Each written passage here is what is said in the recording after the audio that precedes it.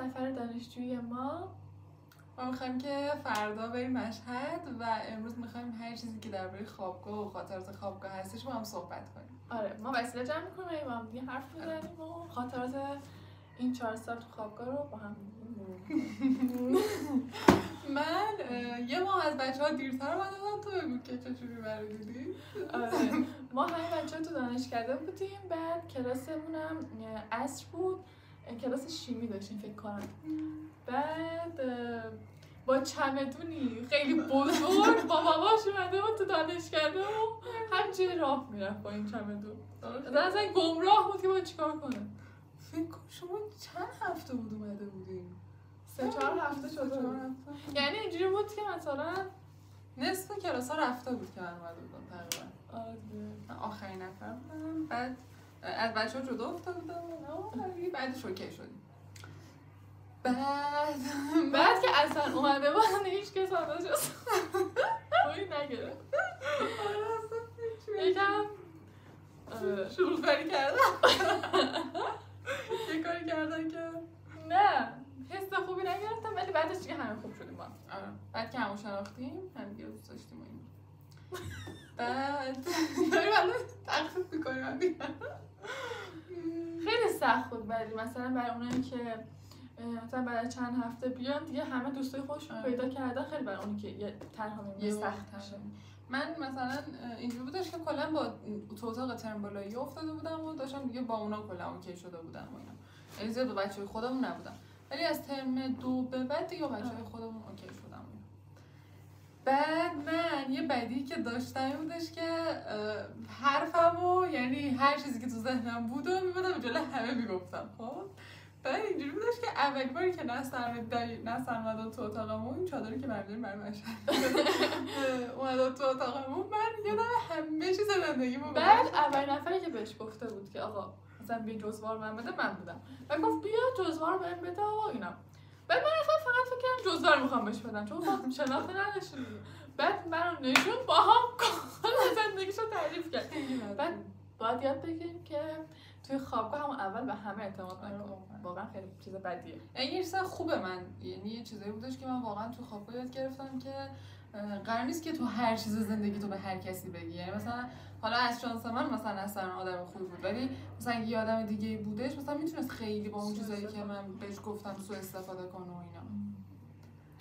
این چیزی بودش که خوابگاه یاد داشتش خیلی خوب. آره مبینا یکم درونگراتر شد یک کوچولوکی. آره. من یکم برونگراتر شدم. من اومده بودم خوابگاه با هیچ حرف نمیزدم.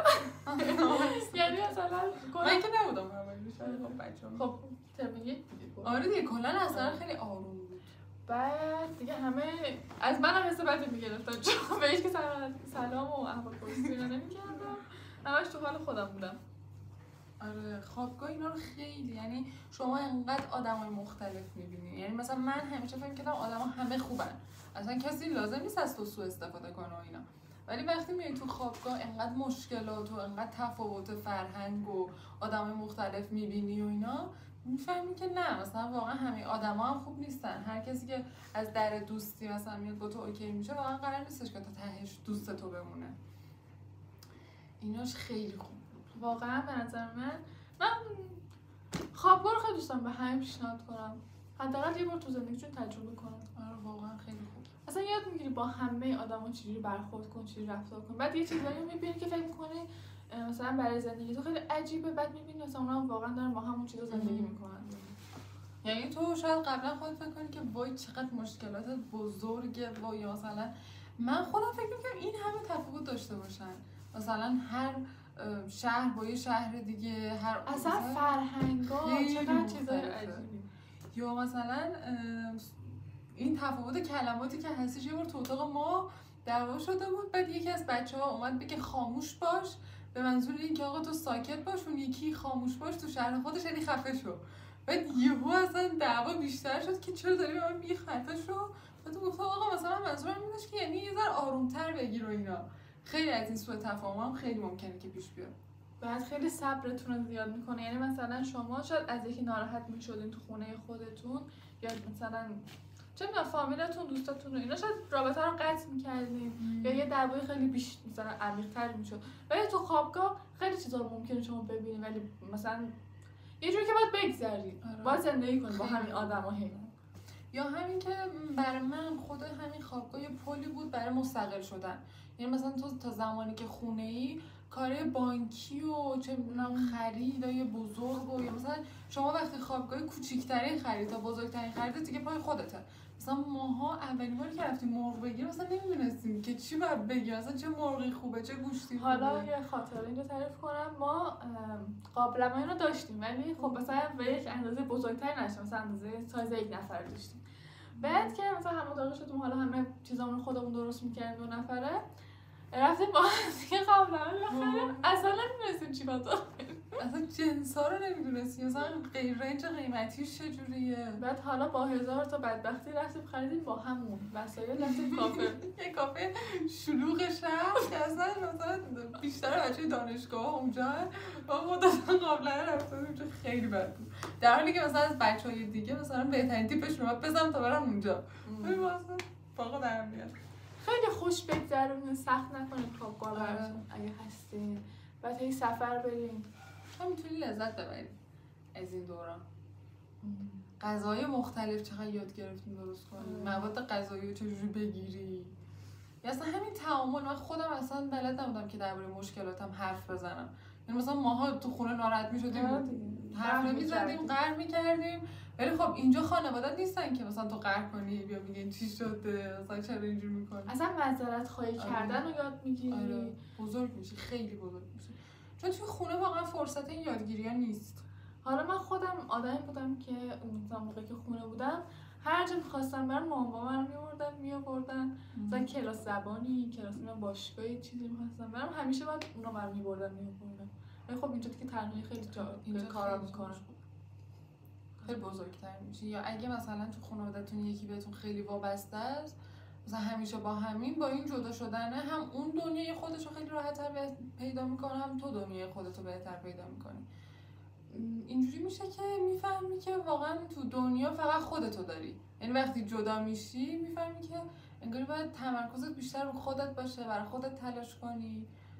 ایناش خیلی خوبه، یعنی خیلی یه پل خیلی سریع به مستقل شدن. شاید اگه ما تو همون شهر خودمون درس می‌خوندیم اینجور چیزا رو شاید 5-6 سال بعد از مثلا شاید اگه حتی شاید اصلا نمی‌فهمیدیم. مثلا ما یکی از بچه‌هامون که برای همین شهره اصلا ازش می‌پرسیم که از دانشجویی مثلا چی فهمیدین؟ اون میگفت واقعا گفت انگار شده مدرسه است برام. میرم و برمیگردم خونم.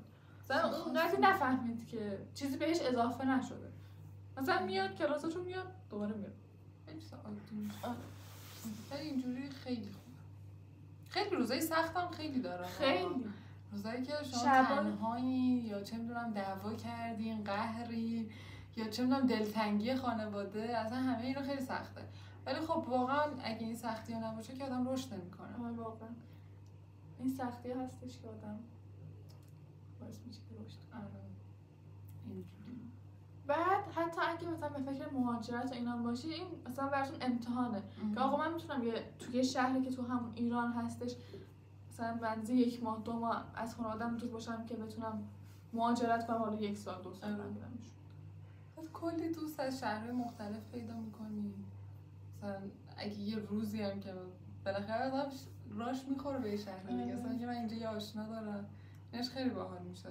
مثلا یکی از استادامون بهمون گفته بود که من بهترین دوستام که هنوز باشون رفتم خانوادگی دارم و خودش هم شهر دیگه بود. ما همون دوستای کارشناسیمه. واقعا اینجوریه. که مثلا میتونن حتی تو کاری هم کمکتون کنن، توی خانوادگی رفت آمد کنید بعدش. خیلی خوبه. خلاصه که از مایی که 4 سال تموم واقعا تو خواب زندگی کردیم، اونایی که کرونا بودن دیگه ما بعد از کرونا قشنگ اومدیم و 4 سال کامل الان تو خوابگاه هستیم. انشالله بهتون پیشنهاد میکنم که حتما تجربهش کنید. خیلی تجربه باحالیه. حالا ما ویدیو بعدیمون راجع به سفرمون حالا میریم و اینا میذارم. ببینیم که چی میشه. خدا